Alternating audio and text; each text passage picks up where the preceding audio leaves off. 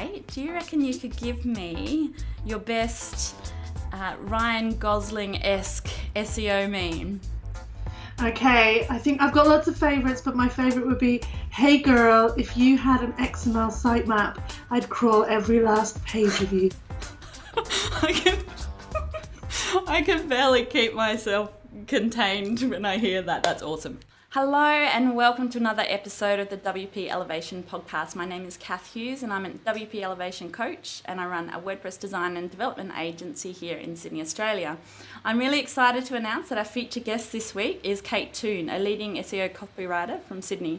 In this episode, Kate is going to walk us through the essential SEO foundations that developers should be laying down for their clients in 2017. Listen in and be sure to download a checklist to make sure you can apply what you learn in this episode. Stay with us. This is the WP Elevation Podcast, helping WordPress consultants elevate. Hey, this episode of the WP Elevation Podcast is brought to you by WP Elevation. Well, more specifically, it's brought to you by a bunch of our happy customers. See, frankly, I feel a little bit awkward telling you how great WP Elevation is because you're probably not going to believe me because WP Elevation is my baby. It's something that we started over 3 years ago. Of course, now we're a team of coaches and mentors, and we have hundreds, and by the time you're listening to this, probably thousands of members all over the world. But it still really is something that I'm very passionate about. And of course, if you join WP Elevation, we make revenue and we make profit. So it's a little bit awkward if I tell you how great it is, because you probably think I'm just trying to sell you on it. And partially I am, because I know how beneficial the program is. So what I'd love to do instead is just introduce you to some of our customers.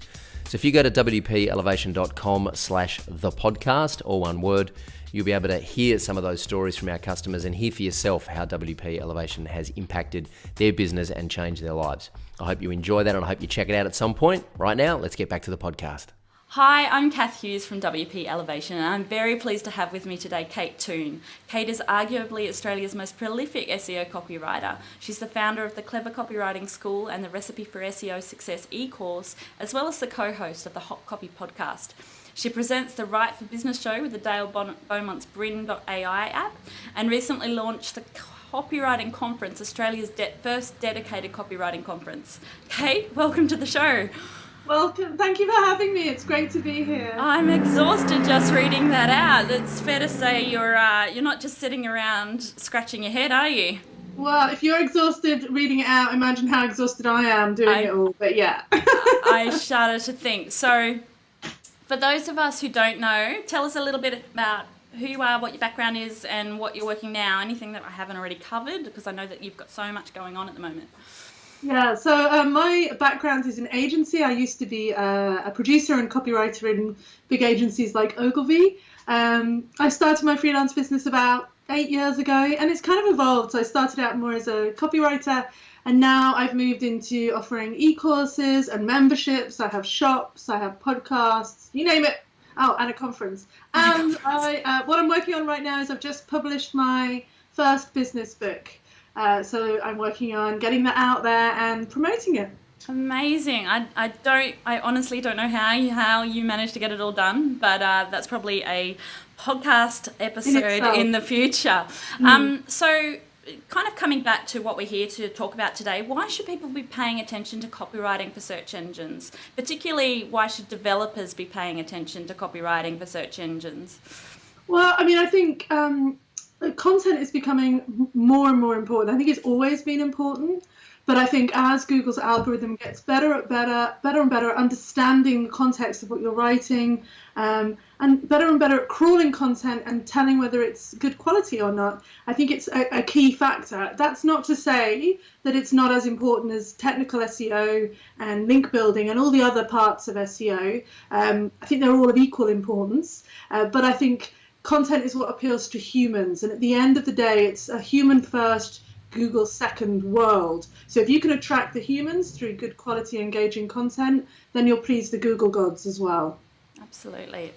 All makes sense to me, but I think it's definitely one of those things that particularly developers struggle with, because it's sort of, where does the line get drawn between those technical SEO components and the actual SEO strategy So before we dive in, I just want to let our audience know that the key points from this episode will be available as a download, which is going to be popped on the wpelevation.com/Kate Toon that you can download after you've listened. So Kate, here's a scenario that's likely to be familiar with you, some of your clients, and a lot of our audience. Someone's just getting started out as a web developer or a web designer.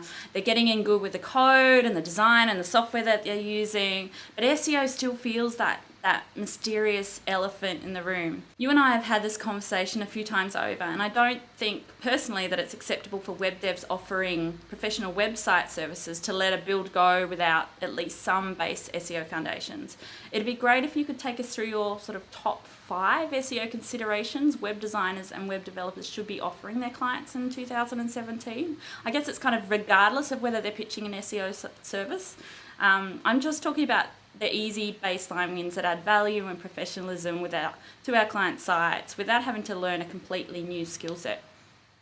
Well, look, I think before I even get into the 5, I think the most important thing that web developers can do is kind of understand their limits. Now, that sounds a bit negative, but I think one of the biggest errors that is made is over-promising. So talking about the fact that you've delivered an SEO-friendly website when you're not 100% confident that it is SEO friendly, and talking about the fact that the site has been SEO'd when in reality SEO is an ongoing process. So SEO is for life, it's not just for Christmas, it's not a tick box on your WordPress development list, it's an ongoing thing. So I think it's super important to be realistic about what you've done and make that very clear to the client, because if you don't do that, the client hasn't got a clue. You know, they really don't understand what they're getting, and they're relying on you to be honest about it. So that's a really important step, I think, Kath, and I think it's kind of overarching all the 5 points. Yes, absolutely. I just to add to that, one of my pet peeves, I guess, is going into some of the larger theme marketplaces and seeing that the theme developer has added that it's SEO ready. And I find that's really deceptive, and it's definitely deceptive for the new kids on the block coming in. It's also deceptive for people who are DIYing out there as well with their websites. Like, SEO is something that you implement once you've put together a strategy for it. It's not just a thing that you switch on. So, exactly. And as you say, it's made up of several components. It's the content, it's a backlink strategy, it's technical components on the website, and it's understanding content. And so, yeah, I think that's a massive point. And I think you're right. I think it does sort of bear down. The best thing that we can do for our clients is be transparent about what they're getting, what they're not, and who's responsible for what when it comes to their search engine results. Yeah, exactly. And I think the thing is, WordPress is an SEO-friendly platform, which means it's easier to do things on it for SEO than, say, other platforms like Wix and Weebly. But that doesn't mean it's already been done. Yep. So anyway, your question was, what are the 5 main considerations? So I think the first one is crawlability. So this is the foundation of all SEO. If Google cannot get its bots through your site and crawl it well, then nothing else you do will really matter, because it won't get indexed in the way that you want it to. So when we're talking about crawlability, there's the main things we want to think about here are, using a plugin, obviously like Yoast or All-in-One SEO, which helps facilitate crawling. So it will generate a sitemap, an XML sitemap, which Google uses to see what fresh content you have on your site. It will generate a robots.txt file, which will speak to Google and tell them which parts of the site they can and can't look at. Be careful there. Don't go disallowing things just for the sake of it. And then, those are 2 core elements, but then also it's setting up Google Search Console. And submitting your robots.txt file and your sitemap, not because it gives you any particular SEO advantage, but because it will show you what you've done wrong. Google Search Console is an amazing free tool, and I think no self-respecting WordPress developer should send out a site without having talked their client through setting that up, because that way they can monitor broken links, they can monitor sitemap issues. They can monitor a whole heap of other things, but the main thing they can monitor is crawlability, which is one of the key parts of SEO. So that would be my number one. Yeah, absolutely, and I agree with you. Their Search Console is phenomenal. It's diagnostics for free in a box, and I wouldn't let a site go without it being set up. But it is one of those things that gets overlooked because it does seem a little bit technical, but it's actually pretty easy, and there's heaps of tools available for it. So brilliant. Crawlability, number one. Yeah, great. And I think just to add there that if most people set up Google Analytics. If you have Google Analytics set up, you can verify your Google Search Console with the same code. So you actually don't need to do anything else. You can verify with the same code. So the next one, number 2, is speed. We all feel the need for speed. So slow sites don't perform well. And this is getting more and more of an important issue as mobile searches actually overtake desktop searches in popularity. So I think the last count was something like 60 to 65% of searches are now done on mobile as opposed to desktop. Yeah. And mobile speed has to be even faster than desktop. So as a rough benchmark, you'd want a small business website loading in about a second and a half. That would be what I would aim for.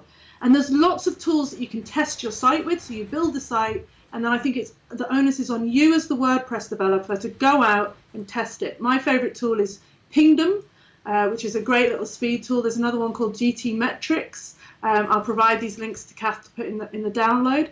And they will not only tell you how fast your site is, but they will tell you why it's slow.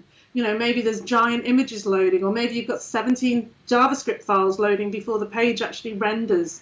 So as a WordPress developer, there's many things you can do to improve the speed of your site. Obviously, you can get plugins like W3 Cache to cache some of the content on your site. But one of the biggest things, and this is a mistake I see so often, is images. So you've uploaded some giant 2000 by 2000 pixel image to render on the page as a 150 by 150 thumbnail. So, all that K size needs to load. The other thing is if you set the dimensions of the images in your code, which is relatively easy to do if you're a developer, it will help the page load and look good while the images are coming in. So at least the structure of the page will be there.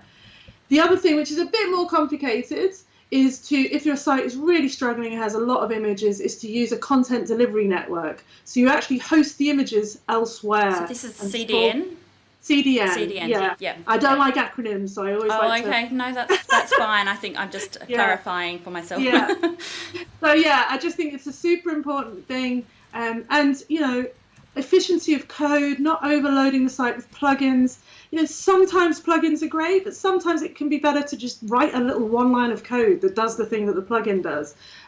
Because everything you add to the site is like another thing that's going to weigh it down. And speedy sites get more traffic, get more love, get more ranking. Beautiful. So that's number 2. Yeah, and that's totally within the realm of the developer, isn't it? It's technical SEO components, and I think it's really important. All right, have you got a third for us? Yeah. Number 3. So number 3 is responsiveness. Now, responsiveness, for those who don't know, is just that the website responds to the device on which you're viewing it. So we don't really talk about mobile-friendly sites anymore because every mobile is different, and we also have lots of devices in between that are iPads, mini iPads. There's lots of ways we can view content these days. So there are obviously lots of responsive themes out there. My favorite is Divi. I'm a huge Divi advocate. Don't judge. I love it. But just because a theme says it's responsive and you've ticked that box and you've installed it, I think the onus is on the web developer to test that responsiveness. So to pick up their phone and try and do the things, because just because it says it's responsive, you could find that your buttons are too close together and your big fat fingers can't press them. Or you could find that nice big graphic on the homepage just doesn't look great on a mobile. So you're going to not show that on the mobile version of the site. So having a responsive theme is more than just installing a responsive theme. Having a responsive site is more than just the theme. It's about testing and usability and trying it out on a few different devices. And again, there are heaps of different tools. I think one of my favorites is just called Am I Responsive, which renders it in different windows and you can see the site. But the best test is to grab your phone, grab someone else's Samsung, grab someone else's iPod and have a play. Because your end customer will only look at it one way, and I guarantee you they'll look at it on their desktop. because that's what most people do. And therefore, they'll never know if it's truly responsive. And what you don't want is someone coming along in 3 months' time to that customer and saying, your site isn't really responsive, I tried to use it, and then they come back to you and go, hey, I paid for a responsive site, but it's not responsive. So, so the relevancy to SEO is basically on that one is that if your site isn't responsive on a mobile device and actually can't be used, then that customer is going to bounce from that, and those repetitive bounces are going to take your rank down because Google decides that it's not a good match. Bounce rate isn't a metric as far as Google is concerned. It isn't part of the algorithm, but there is something called dwell time, which we believe is part of the algorithm, which is how long people spend away from the index before they come back. So, yeah, it's totally that. But, at the end of the day, SEO is a means to an end. So, responsive sites probably rank better, but it's all about the usability. If people can't convert, we're not doing SEO for the sake of SEO. We want people to convert. And if people can't do the thing on your device, then that's, the core of everything we're doing. Yeah. And I mean, frankly, there's very little excuse for a developer to put a site out that they haven't tested or made responsive for the majority of, devices out there these days. So thank you. Very important. So number 4 is content and where you're going to draw the line, because as you said earlier, it's like, when do I stop? When does my responsibility for this stop? Now, I would say that at the very least, you need to be adding titles and meta descriptions for all the pages that you create. Now, whether you actually write them, I would say don't, unless you're a confident copywriter and you understand keyword research and you understand SEO copywriting. I don't think it's your responsibility to draft those. I do think it's your responsibility to add them. Somebody told me the other day that they'd gone to their developer, they had a 10-page site, and they'd asked them if they would add their titles and meta, and they said, yes, we'll do it. It's going to be $1,000. Now, I was just like, that is an example of where really what is a 10-minute job. We know this. It's Yoast, cut and paste, cut and paste, cut and paste in the bulk editor. It takes 10 minutes. But the client doesn't know that. The client thinks it's something super technical. And, if you therefore follow that idea through and say, yeah, it's really, really difficult and really, really hard and it's going to cost this much, you're going to get found out because it's not difficult. So I think it's really important to maybe find a SEO copywriter or a content person that you feel comfortable working with, refer the client to them. If the client doesn't want to use them and has written their own copy, you say, look, I'll take responsibility for adding it to the site, but I just want to be clear with you that if it hasn't been well optimized, it could impact your SEO, and I'm not responsible for that. Yeah? All I'm doing is adding it to the site. Yeah. Again, I think it's really about communication and drawing those boundaries. You know what I mean? Yeah, and I suppose from the client's point of view, they don't always understand why it's important. So you also have to know why it's important. Yes. And making them understand that, the way that their search engine snippet looks is going to also affect the conversion from that search engine listing as well. So Exactly. Starting a great new site and then having it, with the menu as the first things listed underneath the page title is not a good look, and it's so easy to avoid. Now, I think there is a time, there is a place where you can kind of go, okay, we're going to set this amount up of the main pages. So there are sites out there. I mean, we're developing all sites of different sizes. So when you've got sites that are perhaps, 400 or 500 pages upwards, or even, 50 pages upwards, going through and doing that meta titles and meta description, if you're actually thinking about them, can be sort of over and beyond what maybe the developer should be doing. But I think absolutely, like, even just having it for the first, the main 10 pages that are likely to actually show in the search engine for the first, as it's indexing, is super important. And then having a strategy or an implementation plan in place to go through and do the rest of them is important. And I think you can package that up. You can say, here's a site, here's an empty site, it's going to cost this much. If you want us to implement this, it's going to cost this much.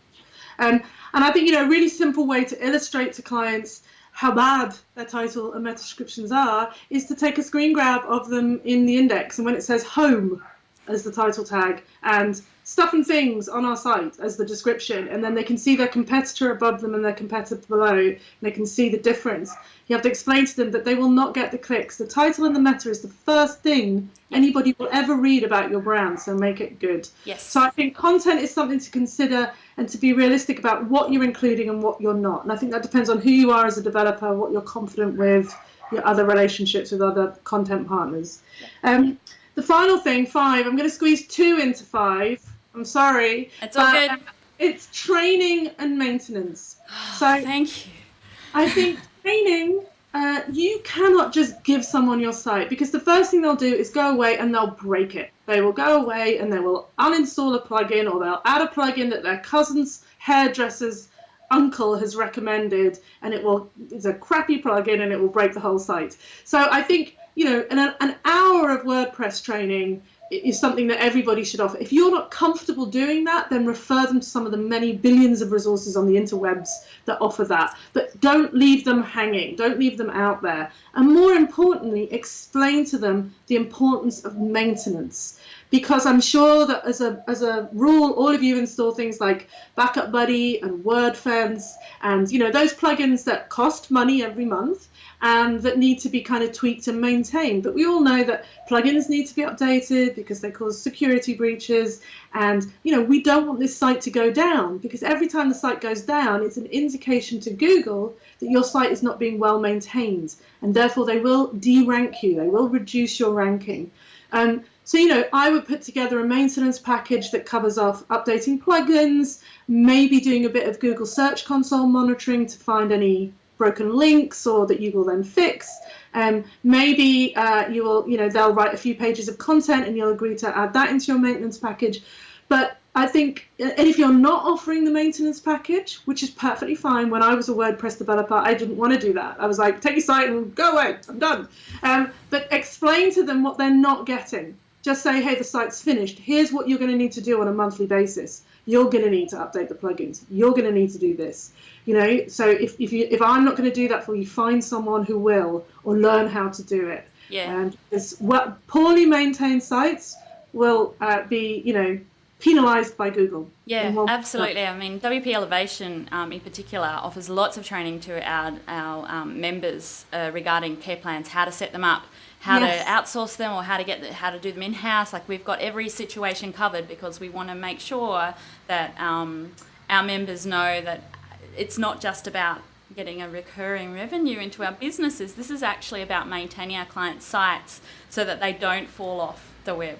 And that's really important. These are their businesses. It's not, it's an investment that they've put in. They don't then want to sort of push it all away by missing some of the maintenance stuff. So it's really important.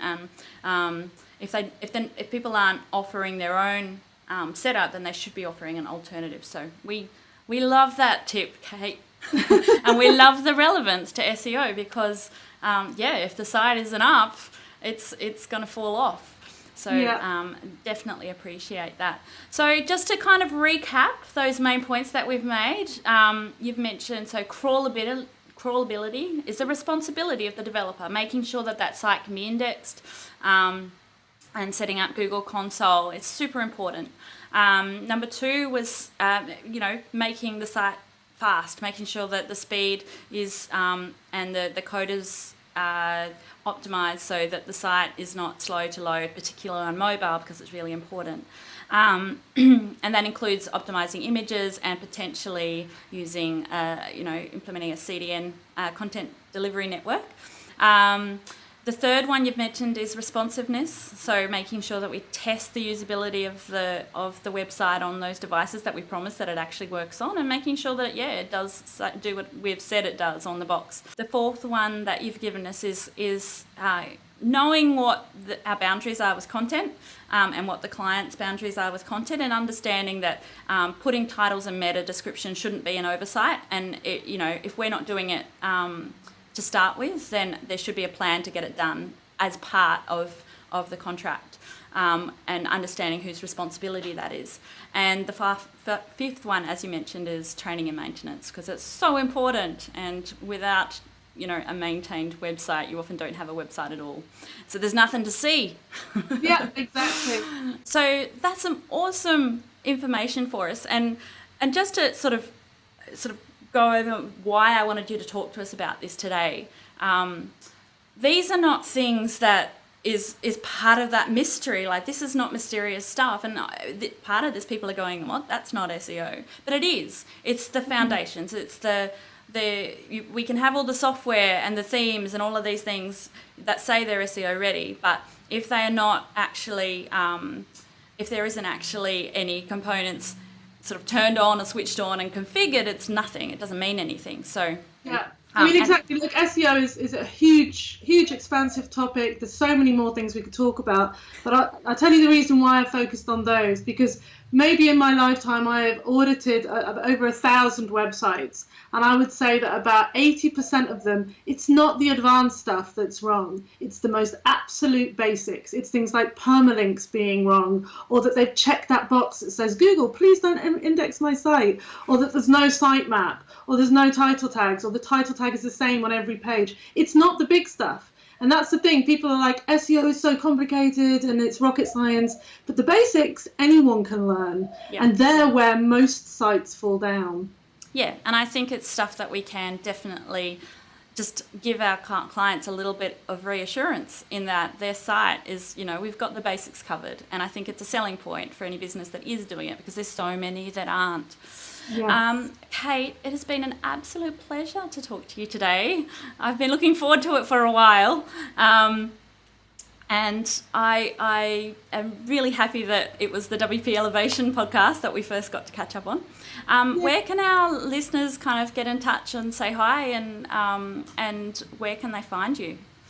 Well, thankfully, I'm quite good at SEO. So if you just type Kate Toon into Google, you'll find one of my 6 WordPress sites, because, yes, I'm obsessed with building sites. No more. So, if you want to learn a bit more about SEO and maybe, get to grips with some of these technical things, I have a site called www.therecipeforseosuccess.com, and you'll find some little mini courses and resources and a podcast that you can use to kind of learn the basics, but also move into some of the more advanced stuff like schema and AMP, and all that good stuff as well, if you want to. And I think I was gonna say about the Facebook and the community pages that you run. It's a really great place to meet people who can help you out if you're not confident with a lot of this stuff yourself. I'm going to put all the links to your awesome stuff in the download that I set up. But thank you so much. Thanks, it's been lovely. I hope you enjoyed that episode of the podcast as much as I did. Remember to visit wpelevation.com/Kate Toon to download the checklist for this episode and leave us some feedback in the comment section. If you love what we're doing here, please subscribe to the podcast and give us a rating and review in iTunes. It really helps us spread the word. You can do so by visiting wpelevation.com/iTunes.